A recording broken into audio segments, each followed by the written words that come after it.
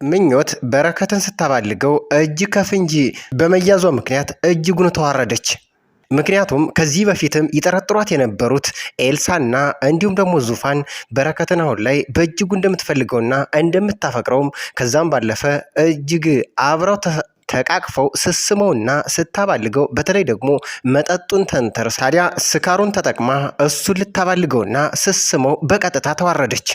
ዙፋን አሁን ላይ ከኪሩቤል እጅ ወጥታ አሁን ላይ በጣም እየፈራችና እየተንቀጠቀጠች ወደ ቤት ለመሄድ እጅግ በጣም ከብዷት አሁን ላይ የሆነ ቦታ ላይ ቁጭ ብላ ኤልሳ ደርሳላታለች።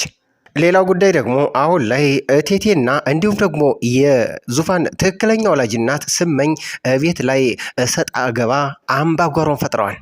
በዚህ ዙር ሌላኛው ጉዳይ ደግሞ አሁን ላይ ዶክተሩ የዙፋንን መጥፋት በመስማቱ ምክንያት እጅግ አዝኗን በጣም እንደሚያዝንላትና በጣም እንደምታሳዝነውም ለኤልሳ ገልጾላታል።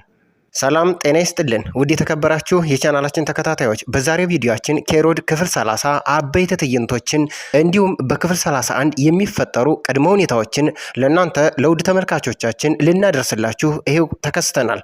ታዲያ ከእናንተ ከውድ ተመልካቾቻችን የሚጠበቀው ይህንን ቻናል ሰብስክራይብ እንዲሁም ደግሞ ቪዲዮን ላይክ በማድረግ እስከ ቪዲዮ ፍጻሜ ድረስ አብራችሁን ትዘልቁ ዘንድ የአክብሮት ግብዣችን ነው። አብራችሁን ሁኑ። ባለፈው ክፍል እንደተመለከትነው በረከት በጣም ተጨንቆ በጣሙን አዝኖ ዙፋን ከቤት ወጥታ የት እንደደረሰች ስላልታወቀ ቢደውላት እንኳ ስልኳም ስለማይነሳ በጣሙኑ አዝኖ ከቤት ወጥቶ እየፈለጋት ይገኛል። ታዲያ በሚፈልገበት ሰዓት በአጋጣሚ የተገጣጠመውና የተገናኘው እሱ ባያየውም ከኪሩቤል ጋር ነበር። ታዲያ ኪሩቤል በረከትን በትክክልም ሲመለከተው ይህንን አጋጣሚ በፍጹም ማባከን የለብኝም፣ ስለዚህ ዛሬ የመጨረሻ ይሆናል። ታዲያ ኪሩቤልም እጅግ በጣም ተደስቶና በጣም ፈንጥዞ ይህንን አጋጣሚ በፍጹም ማባከን የለብኝም፣ የአባቴን ገዳይ ትክክለኛውን ሰው ባላገኘው እንኳ በልጁ በኩል መበቀል አለብኝ፣ የአባት ዳር ልጅ ይባል የለ ድሮስ። ስለዚህ አባቴ እንደገደለው ሁሉ አሁን በረከትን እዚህ ላይ እርምጃ ሊወስድበት ይገባል በማለት ከወገቡ ሽጉጡን ያወጣና ሊመታው ሲል ነገር ግን ከየት መጣች ከየት ወረደች ሳይባል ኪሩቤል እያመቻቸና በተለይ ደግሞ ዓላማ እያስተካከለ ባለበት ሁኔታ ምኞት ከበረከት አጠገብ ወረደች። ታዲያ ነገሩን ሲመለከተው ኪሩቤል እጅግ በጣም ተናደደ፣ በጣም ተበሳጨ። እቺ ደግሞ ከየት ነው የመጣችው? ከየት ወረደች ሊባል ነው በማለት እጅግ በጣም ቢበሳጭም ነገር ግን አሁን ተወግች ከሆነ ወግች፣ ከዚህ ዞር በይ፣ ካልሆነ ግን አንቺንም ጨምሬ እዚሁ ነው ማስወግድሽ በማለት የጭካኔ ጥጉን ይናገራል። ታዲያ ነገሮችን በምንመለከትበት ጊዜ ምኞት ከዚህ በፊትም ከኪሩቤል ጋር በጣም ከባድ የሆነ እንዲሁም ደግሞ ትስስር ያላት ይመስለኛል። ምክንያቱም በእጃ ዙር ኪሩቤልን ማለትም አሁን በቀጥታ በረከት ላይ እርምጃ ቢወስድበት ነገሮች ሁሉ ምናልባትም ሊበላሹና ያቀደው ያለመው ጉዳይ ፍጻሜ ላይ ላይደርስለት ይችላል በማለት አሁን ላይ ነገሩን ልታረግብ የፈለገችው አንድም ለራሷ ጥቅም፣ ሌላም ደግሞ ኪሩቤል ያሰበውን ዓላማ እንዲያሳካ እያገዘችውና እየረዳችው ይመስለኛል። ታዲያ በዚህ ዙር በረከትን ከኪሩቤል ያዳነችው ምኞት በቀጥታ እያባበለችውና እያስተባበለችው ጋሽ በቃ ዙፋን ያለችበት አልታወቀም አይደል በማለት እሱ በጣም ተጨንቆና በጣም ተጠቦ የነበረ ቢሆንም አሁን ላይ እንዴት ግን አንቺ ልትመጪ ቻልሽ በማለት በረከት ምኞትን ይጠይቃታል። ምክንያቱም አንቺ እኮ ቤት ነው መቀመጥ ያለብሽ፣ ምክንያቱም ቤት ያለውን ነገር ቻልሽና አሁን ደግሞ አንቺ ለምን ለፍለጋ ወጣሽ በማለት እጅግ በጣም ነው አዝኖና በጣም ተከፍቶ ምኞትን ያናግራታል። አሁን ላይ በረከት ምንም ማድረግ ግራ የገባው ምን ማድረግ እንዳለበትም በጣም የተደናበረው አሁን ላይ ነገሮች ሁሉ ግራ ገብተውት እህቱም ዙፋኔ ከወጣች ይኸው ድፍን 2 ቀን ሆኗት የውሃ ሽታ ሆናበታለች። ነገር ግን አሁን ላይ ምኞት ለምን እንደመጣችም ይህንንም ሊገባውና ሊገነዘብ አልቻለም። ምክንያቱም ምኞት አሁን ላይ እውነትም ምናልባት የዙፋንም ጉዳይ በጣም አስጨንቋት ይሆናል። ነገር ግን ከዚህም በተጨማሪ የራሷ የምትለው ግብና እንዲሁም ደግሞ ፍላጎት እንዳላት በግልጽ እያሳየችን ነው። ምክንያቱም አሁን ላይ በረከትን ከሚያፈቅሩት ሴቶች መካከል አንደኛዋና ቀዳሚዋ ምኞት ናት። ከዛም ባለፈ ደግሞ ኤልሳ እንዲሁም ደግሞ ትዝታ ሁላቸውም የበረከት ተቀናቃኝ ሴቶች ናቸው። ታዲያ ምኞቴ አባብላና እንዲሁም ደግሞ አስተባብላ እሱንም በረከትን አረጋግታ ወደ ቤት ትመልሰዋለች። ታዲያ ጋሼ አሁን ላይ ነገሮችን ሁሉ በእርጋታና በትዕግስት ማየትና መመልከት ይገባሃል። ራስክን መጉዳትም የለብህም። ምክንያቱም ዙፋኔ ማለት በጣም ብልህ ልጅ ናት። ምናልባት ነገሩን ለመቀበል ከብዷት ይሆናል እንጂ አንተን ለማስከፋት እንዲሁም ደግሞ አንተን ጠልተህ አይደለም። ስለዚህ ምናልባት ነገሮችን ሁሉ በእርጋታ ብንመለከታቸው መፍትሄው በጣም ቀላል ይመስለኛል። ስለዚህ እባክህን ቤኪ አሁን ራስክን አትጉዳ እያለችም ታባብለውና እንዲሁም ደግሞ ታረጋጋው ጀምራለች። ነገር ግን አሁን ላይ በረከት የሚይዘውና የሚጨብጠውን ያጣው በጣሙኑ የተናደደው አሁን ራሱንም በመጠጥ እየደበቀ ይገኛል። ታዲያ ይህንን ጉዳይ የተመለከተችው ምኞቴ ከዚህ መጠጥማ ቤኪን ማውጣት አለብኝ፣ ታዲያ እንዴት አድርጌ እንዴት ስብዬ እያለች ከራሷ ጋር ትሟገትና ትከራከርም ጀምራለች። ነገሮችን በእርጋታ እየተመለከተችና ከራሷ ጋርም እየተሟገተች ከፈጣሪዋ ጋርም እጅግ በጣም ትማጸናለች። እባክህ ጌታዬ ቤኪን እርዳው፣ እንዲህ ሲሰቃይ ማየት አልችልም። ዙፋኔ የት ነሽ? እባክሽን ነይ፣ ለአንቺ ሲል ራሱን እየጎዳ ይገኛል። ይህንን ማየት ደግሞ ለእኔ በጣም ከባድ ነው።